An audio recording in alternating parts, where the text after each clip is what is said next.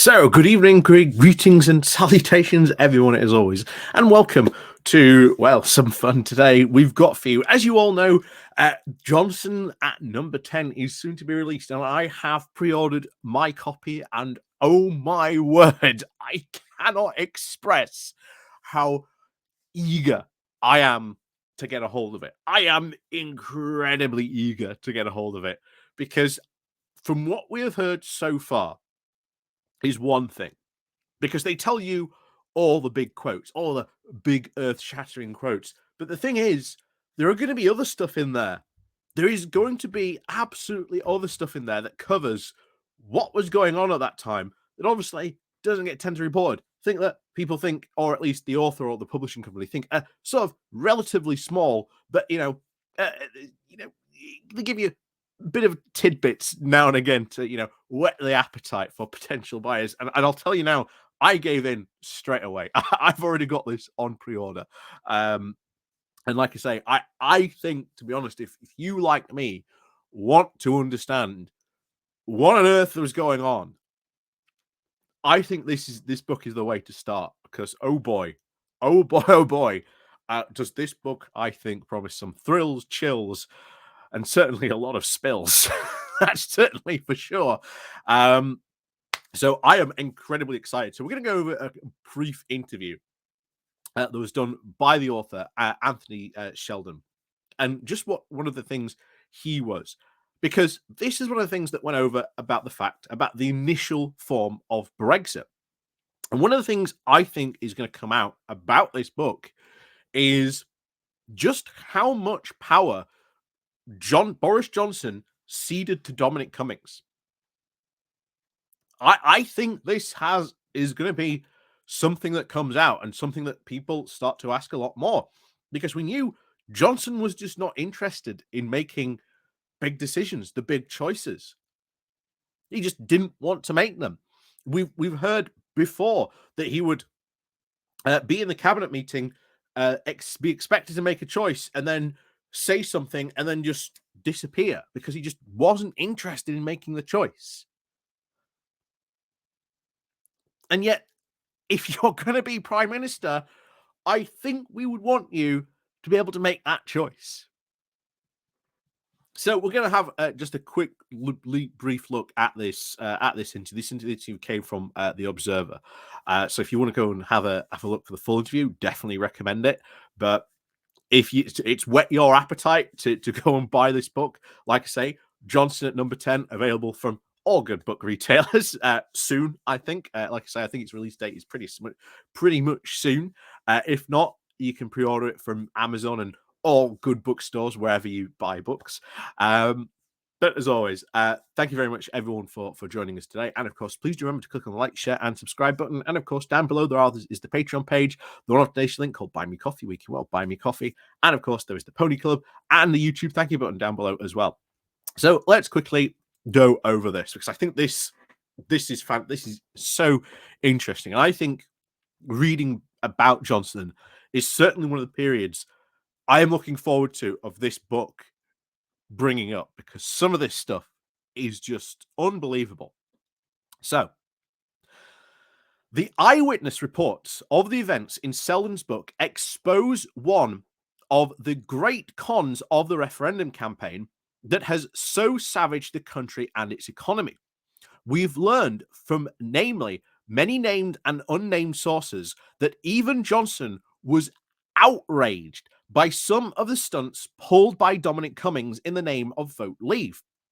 Confronted with the xenophobic and untrue nature of the scaremongering that Turkey was about to join the EU, one confident reports that Jonson wanted to come down to London and apparently punch Cummings. I mean, that is unbelievable. And I say, I cannot wait to get my hands on this book. I really cannot wait. I think there's going to be a ton of stuff in there that's just going to be absolutely unbelievable to read. So, on the morning of the referendum itself, Seldon writes, Jonson paced around in a Brazilian football t-shirt and misfitting shorts, looking ashen-faced and distraught, saying, "What the hell is happening?" he kept saying. Soon after stopping in his tracks, a new thought struck him. Oh shit, we've got no plan. We haven't even thought about it. We didn't think it would happen. Holy crap, what will we do? And what did Jonson do? Well, Jonson, the great delegator, the man who can't make up his mind, comes up with a solution, as, as we find out here, and as I'm sure we will soon find out. Johnson's eventual solution to getting Brexit done as Prime Minister was to bring in, Cummings to do all the work he had no appetite for, in the full knowledge that his chief advisor was a wholly destructive force that Seldon suggests to me was just another first for British political leadership, saying there has never been a Prime Minister who has been so weak to have ceded so much power to a figure like Cummings.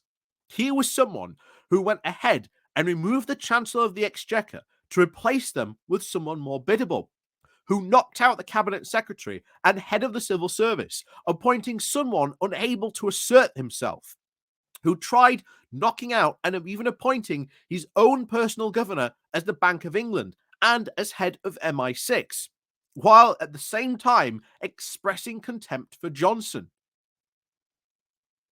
It's just unbelievable. I think that's going to be one of the big things that comes out, as I said in this book, just how much power had Jonson really given over to Cummings to get all this stuff done. And bear in mind, when Cummings left, things got even more out of control. So it raises further questions, because Jonson was so ineffectual, and if Cummings had gone, what happened next? I mean, I'm certainly looking forward to the chapters of what happened after Cummings went, where things went even more probably potentially off the rails.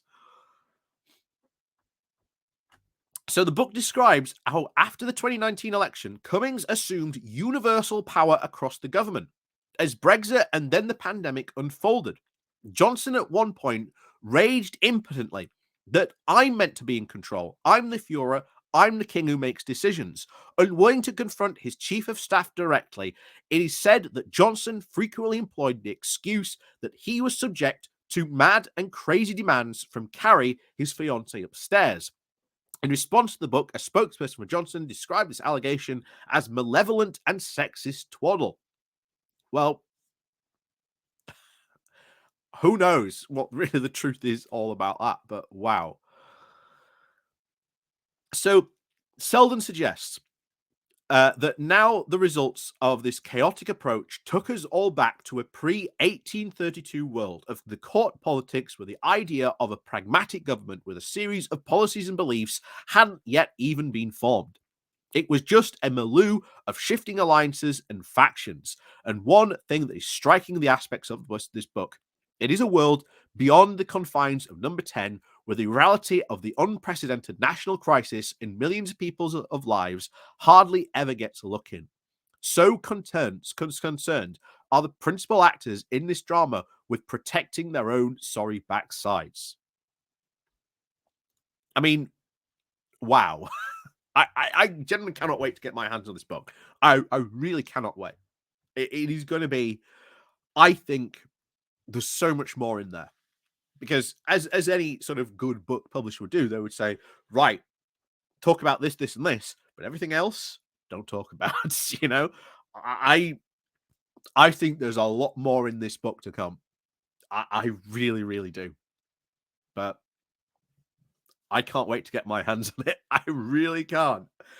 But until that point, and maybe we should try and doing a book club among other YouTubers. Like this, I think that'd be quite fun. We could make a whole podcast of it. You know, read through one chapter, then do a podcast on what we thought of that chapter. I mean, oh boy, that would be interesting. That would certainly be an interesting podcast. But we'll see. We'll see. But yeah, as always, thank you very much for watching. And of course, please do remember to click on the like, share, and subscribe buttons. And of course, down below, there are links to my Patreon page and a motivation link called Buy Me Coffee, where you can buy me coffee. And of course, as always, thank you very much for watching. And oh boy, I cannot wait to get my hands on this book. That's for sure. So, as always, thank you very much. And of course, until next time, we'll see you then.